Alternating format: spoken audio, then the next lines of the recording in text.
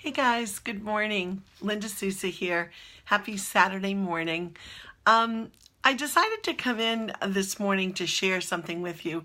I've been debating on whether to either do a post on it or to do a live video. I was talking to my success partner last week, and I may come in and do this in stages, but I wanted to share something with you because I feel like sometimes we put ourselves into a little box. We take our past life experiences, and if we don't work through things, or if we don't, or sometimes actually we don't even realize subconsciously what goes on inside our psyche, inside our minds, inside our emotions. And sometimes we react to things and we don't recognize or realize immediately what was behind that reaction. And oftentimes it's past experience. Oftentimes it's something that's happened in the past that triggers something or that makes you think of something that brings you back to that space, and so you end up reacting in a similar fashion to either avoid or prejudge or whatever it is to whatever situation it is that that you're facing, that you've dealt with, that comes across you, or the challenge that's presented. And so, I was thinking about that, and I thought, I share a lot about our health and fitness journey, and I share a lot about, our food prep and all that other stuff. But to be fully authentic, for you to know who I am, you do need to know all those other little parts, even though obviously there's things that are very personal that we keep within ourselves and our family and those sort of things. But I wanted to share this because I also think, my journey is to inspire and to help other people, to mentor and to encourage and to support. And in order to do that, sometimes we share our experience because it helps others. It helps others break out of their own shell, share their own experiences, and helps them to grow. Because truly, isn't that what life is about? We continue to grow. I want to grow. I pray every day for additional personal growth, to continue on my journey to be the best version of me that I could possibly be, the one that I was created by God to be, so that I might not only be healthy and fulfilled in my own life, but that I might serve others and help them on their journey and serve those around me. So some of you may know that I've had some medical issues, over the years, certainly, and this to light what now it's close to a year, maybe 8 or 9 months. I have had this tingling. I don't, for lack of whatever else to call it. It's been it's actually in my left side and in this jaw neck area, and it starts kind of here, and then it's like almost like when your hand falls asleep. There's this like tingling sensation, like pins and needles almost, but it radiates, and it's weird. It's kind of almost like something is on my, like tickling, going up my skin, but it's on the inside and it tingles. And so it goes up my left side of my face and has progressively climbed to my ear and almost like behind this area, and then it goes down my neck and into my shoulder. And this is something that's been going on, and it's progressively taken over a wider range over the course of this year. And if you know me, you know that I can be very stubborn. I have I think I have a high threshold for pain. Maybe I don't, but I just kind of think it'll go away. I've pinched a nerve, maybe it's something, whatever. And I ignored it for a long time. And some of the ladies that I work with, or one in particular, was saying, you turn red every time that happens. Because I was like, this weird feeling, this thing. So I went to the dentist. I had him check out. I've explored several different avenues to see if something else could be causing this, and it isn't, dental related. They've checked all that out and done that. So I ended up at a neurologist, and they sent me for for an MRI. and they do an MRI with a contrast. They put this stuff into your system, and I'm not crazy about that. You know that I try to live healthy and clean. So the last thing I want, and I don't take medications other than allergy and asthma stuff that I need to take. That's it. So, and my Shakeology, you know, my vitamins, I didn't want to do this, but I did it. I had some hesitation. I came on, I shared it with you, and the prayers are truly what I'm so grateful for, because I know that they lifted me and got me through that experience in the MRI. And I've had MRIs in the past, but this was different. And anyway, so I went through that, and they did a brain MRI. I wanted them to do both brain and neck because I thought there was something with my neck, but they wouldn't do that. You know, insurance, whatever it is. So they wouldn't do it. Brain MRI came back normal. Everything is good. Normal. Hey, I'm normal, right? So that was good. All good. And but then they were like, yeah, there's, you know, they know there's something wrong. So now we need to go to the next step. And the doctor had told me, the neurologist had said, you know, we may be doing tests to rule out as much as we're doing to try to figure out what this is. So they scheduled another one. But in order for me to get in before we were having a change on our insurance, I needed to go to a different place than where I went to for my MRI.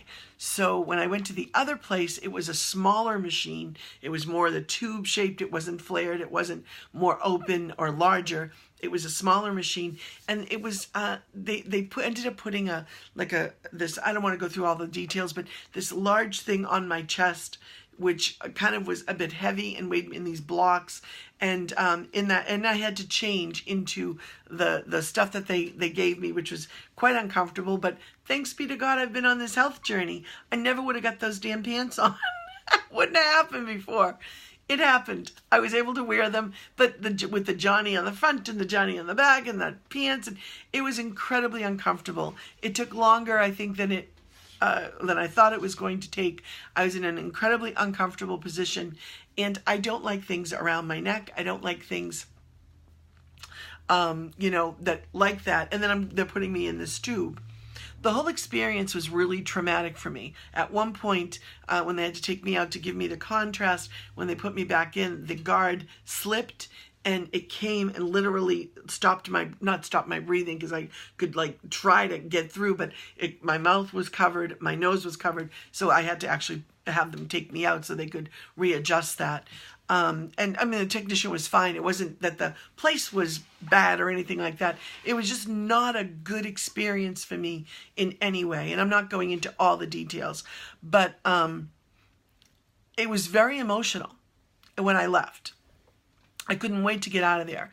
I had this horrible, horrible feeling the whole time. I just needed to leave that place. And as soon as we walked out the door, the tears just started to flow when we got outside into the parking lot. And I just said to my husband, I'm like, just get me home. We got into the car and I started sobbing. And I couldn't understand. I sobbed the whole way home. We got home, and it was just really traumatic experience for me. And I could not understand or figure out why it was so emotional. I'm a big girl. I have my big girl panties on. I went through it and I did it. I have my rosary with me. The whole entire time I was offering and I was praying, and but it was very, very traumatic, and it was a really emotional experience. And we came home and I had to do my workout. I didn't want to do my workout. I didn't want to do anything. I have deep veins. She tried this one, it didn't work. She had to go to this one. My hand and my arm was sore. I was physically drained, and I had been for the last, I'd say at least for about 45 minutes in that machine. I was in there for much longer than that. I was in a position where I was in an intense pain because of the way I was positioned, the weight of that. And it was actually bothering my right side more than my left. So we did the workout. We got through it. We were sitting down after the workout to have our post-workout shake, and we're in the kitchen and we were talking, and I started crying again. I started sobbing. And my husband is just the gentlest and most wonderful man on the face of this planet. And he is a gift from God. And I am so grateful for him. And you know, and of course, you know, he hugged me, and you know, he was like, felt so bad that I had to go through that experience. And so I sat down, and then I realized, and I just looked up, and we were sitting in our kitchen, and I looked up and I thought, oh my goodness, I know why. I know why I had that reaction in that machine, in that moment, in that time. And I know some people know my story and a lot of people don't. But there was a time many, many years ago where I was married before. And my husband was also married prior. We both received our annulments, and it has been a joy and a gift and a blessing for both of us. We have lived this beautiful life together, or are living this life. But many years ago, I was in an abusive situation, and someone that I trusted, who I trusted and I loved at the time, strangled me. And that feeling I haven't thought about in years. It doesn't affect me like it did. I couldn't even tell you about it without bursting into tears or being emotional. And it is long since passed me, because that point in time, that's in the past. That's long gone. I've worked through, or I believe, which I have, those issues and the things that that kept me stuck in that bad relationship, that didn't allow me to move forward. And then when I finally found my voice, and I did, there's all so much stuff. But what I realized when I was there was that feeling, that oppression, that, you know, was what I was feeling. It was all, and my body was so tense and so tight, and that came back subconsciously. I didn't even consciously remember that. And thank God I didn't, because if I would have been in that tube, going back and kind of reliving that experience, I would have been like, get me out of here. Never would I have let them finish that. But I realized it afterwards, and I was, thanks be to God, in an incredibly safe environment. And even if I wasn't, I'm in a safe environment up here, so it doesn't matter, because I can work through those things. But usually I can identify things relatively quickly. When I'm wrong, I'm wrong. When I say something I shouldn't say, I know I do, and often, maybe not every single time, but often I'm quick to come back and to apologize and to recognize and convict myself, because I'm in tune with that, and I have, over the years, I have a lot of growing to do, but I am so much further from where I was. I had no clue that was what was behind all that emotion. It was old stuff that somehow, that being in that environment just kind of reminded my body, and the pain I was in, and the not being able to breathe and all of that, it kind of set that off. And I'm sure there are so many people with so many worse experiences who have gone through so much, whatever it is, worse, better, different, change, whatever. And I just want you to know personal growth, going through your experience, learning from that, understanding it, putting it in the place that it belongs, which is in the past, helps us move forward. It helps me to move forward and to bring me to this place today. And I am so grateful for that. I'm so grateful that I'm not stuck. I attended for many years the Halls of Al-Anon, which gave me experience, strength, and hope, and taught me so much about addiction, and it taught me so much about people who are wrapped up in that, and those who are affected by it, and that disease. And it's so I learned a great deal in those halls, and I take that with me no matter where I go. But I also realized that we can't stay stuck. And I used to, say, I don't want to stay stuck and stupid, because I think initially when I first started going to meetings, I was saying the same thing over and over and over again. I kept reliving and going back to the past, and I wasn't moving forward. That was my journey. My journey at first was slow. I was still processing. I was going through grief. I was going through all those emotions. There's so many stages that you go through when you experience a trauma, when you experience a difficult situation.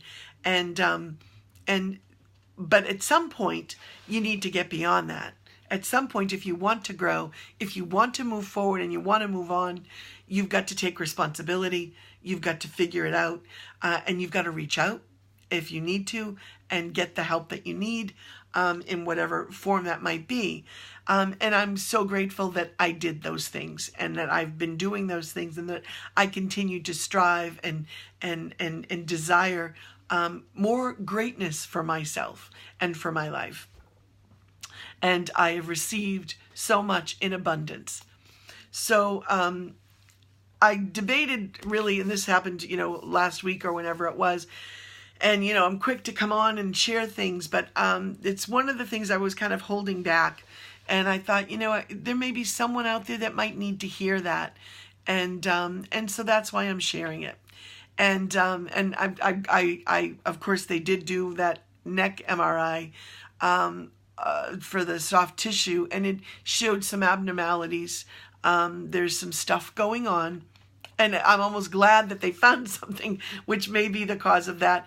I don't know what the next course of action is going to be. I know that I'm scheduled now for another MRI. They're going to do a C-spine MRI.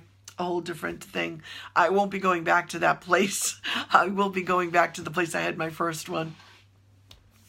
And so we'll be scheduling that and doing that. And so I'll move along that course. Whatever that brings though, good, bad, or indifferent, I know that I'll be okay. I know that no matter what I face, number one, I have the Lord with me because I am a woman of faith. I am a woman who believes in God, and I am a woman who tries to practice her faith, not by shoving it down anybody else's throat, but by living it for myself, because it's the only way I know to live. I respect and I appreciate all denominations and all faiths, and wherever people are at. But this is where I'm at, and this is what I need. And I know for me, I don't draw breath unless I draw it from the one who created me and who gives me that breath every day. And that is where my strength comes from. That is where everything that I draw from comes from. That which I am able to do and go forward and do is never my own. It is always through him.